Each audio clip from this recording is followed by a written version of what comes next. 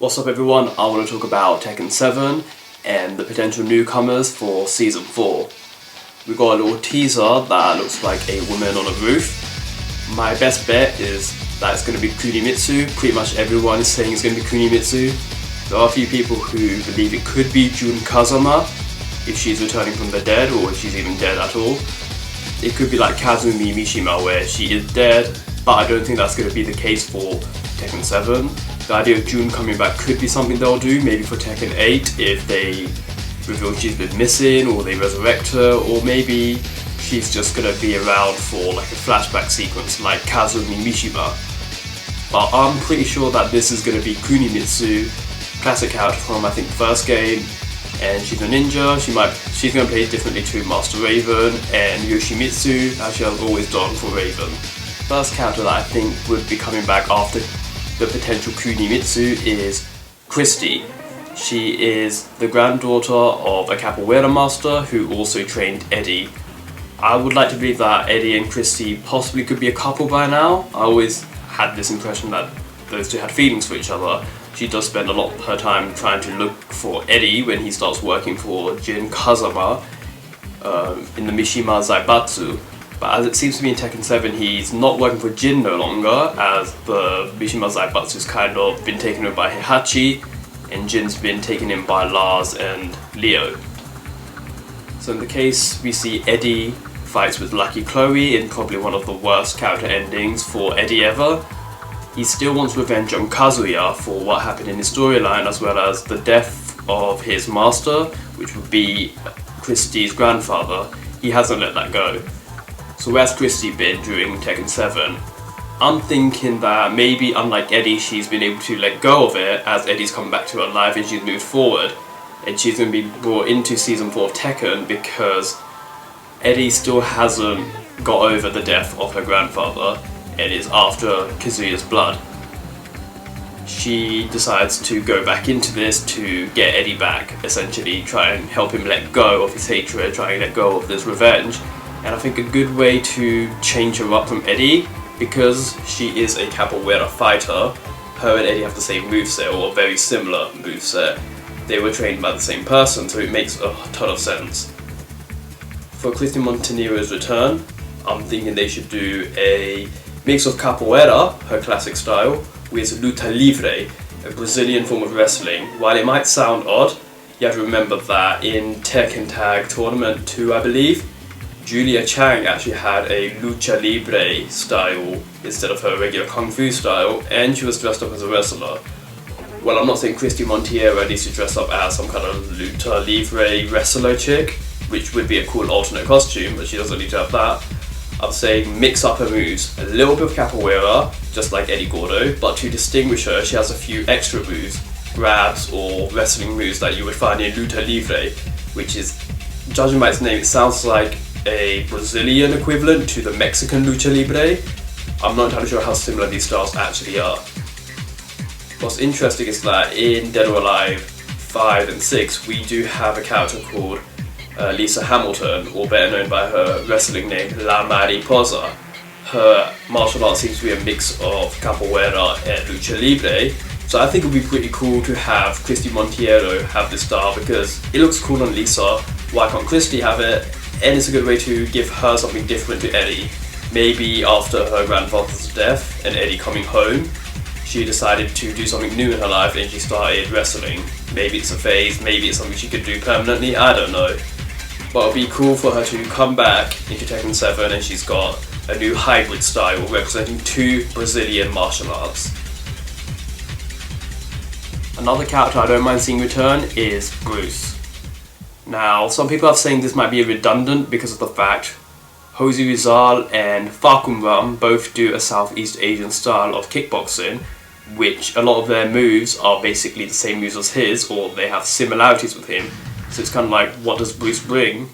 He is a classic character, and despite what they say about him being a generic kickboxer, he's wearing shorts, he's got hand wraps, shin and feet wraps, he's got tattoo. He's clearly supposed to be a Muay Thai fighter. If it's the case that, okay, Fakum Ram is more of a traditional Muay Thai fighter, he should have been Muay Boran, with a couple of headbutts and other stuff that Muay Boran allows, but Muay Thai doesn't. Either way, they decided that Falcon Ram is a Muay Thai fighter and Bruce Irvin is basically just a generic kickboxer. But how do we make Bruce different to Falcon Ram and Jose Rizal? In case of Jose Rizal, she does apparently unarmed eskrima.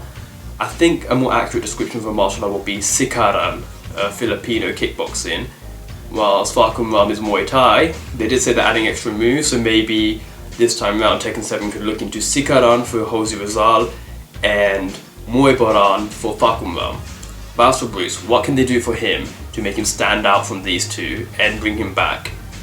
Story-wise, I wouldn't know what he's doing now. Maybe he's still on good terms with Kazuya, maybe he's still working with him or working for him, because I'm pretty sure Bruce at a time was working for Kazuya. The two of them were good friends. And I think this could be a good way to adjust Bruce's fighting style. You see, kickboxing started off in Japan. It was kind of supposed to be Japan's answer to Western boxing from England. Kickboxing was usually, traditional kickboxing at least, was a mix of karate and boxing, and it became its own thing. Most countries that had kickboxing in some form of way usually had a variety of karate as their style. During the 1950s, a lot of American kickboxers were actually karate practitioners or something similar to that. There was an American variation of karate called freestyle karate. It would make sense for that to be, back then, what most kickboxers in America practiced. Even in some countries in Europe, kickboxers would be practicing karate, Van Damme being a classic example. It was some point during the 1970s that Muay Thai started to rise in popularity, and there became a huge rivalry between karate and Muay Thai between the kickboxing scene. This especially happened in Japan, this whole karate versus Muay Thai rivalry, and it kind of filtered into our pop culture. A good example is Ryu versus Sagat. The kickboxer films has karate fighters like Van Damme versus Muay Thai fighters like Mohamed Kissi, who played Tong Po. In the case of Bruce, how does this tie into him? Let's say he was practicing kickboxing as a child. Back then, freestyle karate was the big thing, but he was one of the few that did Muay Thai instead, and he rose up the ranks. But he did pick up on some karate techniques, but not so much, hence why he has more of a Muay Thai motif.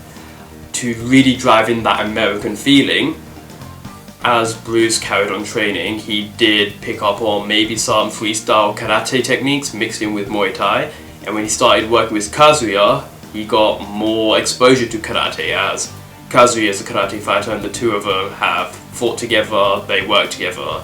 It would make a lot of sense, so maybe give Bruce not only his traditional Muay Thai moves, but add in a few Kazuya-esque karate moves.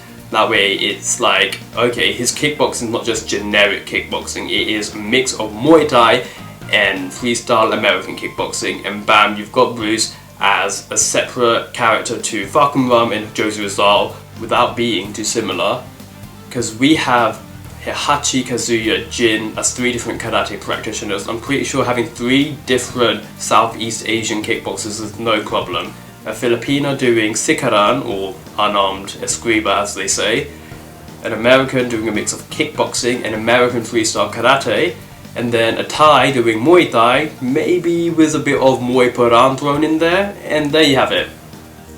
I see it working. Another character I'd like to see return is Baek Doo San. Baek Doo San is the teacher of Farang. Farang does Taekwondo, and in the recent Tekken 7 games, he does have a lot of his master's moves, which makes sense. They both do Taekwondo. Farang would fight like him. Initially, they did have a few different moves, but as time went on, they started giving Farang more of Baek Doo San's moves, and I feel like a good explanation for that can be, as Farang got older, he started to be able to copy Baek's moves better, and now he has the exact same moves.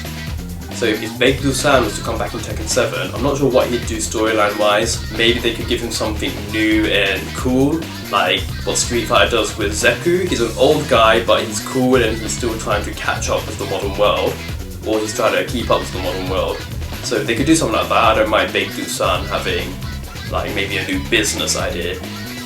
But rather than just being a Taekwondo fighter with the same moves as Farang, since he taught him, show us that Baek Doo San knows other Korean martial arts. You see, South Korea has plenty of martial arts, Taekwondo being the most popular. Taekwondo itself is descendant from arts like Subak, Tekken and Japanese Karate, but they're not the only martial arts in Korea. There is some grappling martial arts in Korea such as Hapkido. Why not give some of that to Baek Doo San? Maybe he's been learning some new techniques in his old age, or he didn't teach Farang everything he knows. So bring back Baek Doo San.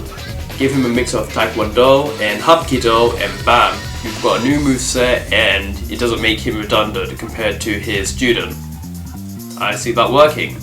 I would like to believe that Season 4 might have a new character in mind. It might be a bit late at this point, but we did get Fakum Ram and Leroy Smith.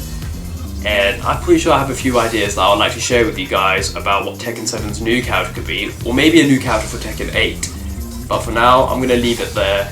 What do you think of this idea for Christie, Bruce and Baek Doo San to return with new hybrid martial arts better representing their heritage? If you like this video, thanks for watching, please like, share and subscribe.